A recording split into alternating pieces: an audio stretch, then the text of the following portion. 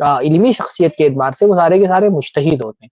بات اصل میں یہ کہنا چاہ رہا تھا نا میرے بھائی کہ آپ تقلیدی مذاہب کا مطالعہ کریں گے تو آپ یہ دیکھیں گے کہ ہم جو مقلد ہوتا ہے نا، خاص طور پہ آج کے دور کا جو مقلد ہے، اس کے لیے بہت مشکل ہوتا ہے کہ وہ قرآن و سنت کی دلیلوں کے ساتھ انصاف کرے.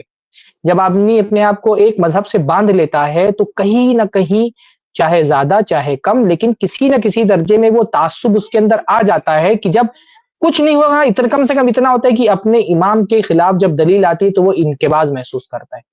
شرح صدر اس کو نہیں ہوتی، کیونکہ اس نے قول پہلے اختیار کر لیا ہوتا ہے اور دلیل بعد میں تلاش کرتا ہے. مقلد کا مسئلہ یہ ہوتا ہے نا، اس کے پاس مذہب پہلے ہے اور اس کے حق میں پھر وہ دلیلیں تلاش کر رہا ہوتا ہے. تو اگر دلیل اس کے مذہب کے خلاف آ جائے نا تو وہ کم سے کم اتنا ہوتا ہے کہ وہ ایک شرح صدر محسوس نہیں کرتا، اتنی خوش نہیں ہوتا اس سے وہ.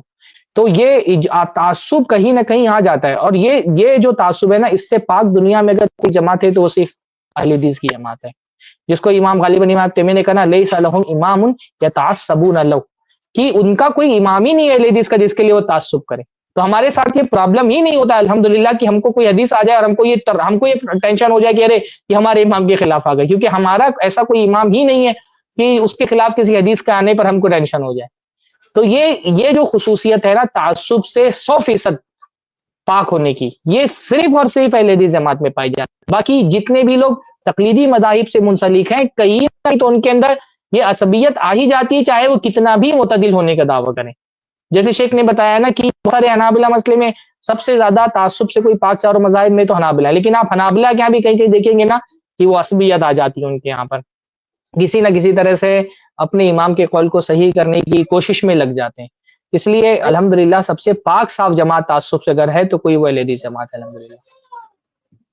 اچھا یہ دیکھنا، وہ عید کے خطبے میں 2 خطبہ ہوگا کہ 1 خطبہ ہوگا؟ چاروں مذاہب کہتے ہیں 2 خطبہ ہوں گے، اور ہندوستان میں اہل حدیثوں کا جو عام عمل ہے، فتویٰ ہے 1 خطبہ. شیخ البانی رحمہ اللہ بھی جی صرف 1 خطبہ کہتے ہیں. شیخ البانی جی نے جب یہ مسئلہ اٹھایا نا تو پوری دنیا میں اس پر زیادہ بحثیں ہوئی، 2 خطبہ. اب جب حنابلہ کے سامنے جب یہ مسئلہ گیا تو آپ ان کے بڑے بڑے علماء کو پڑھیں تو آپ کو صاف دکھے گا کہ تقلید کا اثر میں وہ ڈوبے ہوئے ہیں.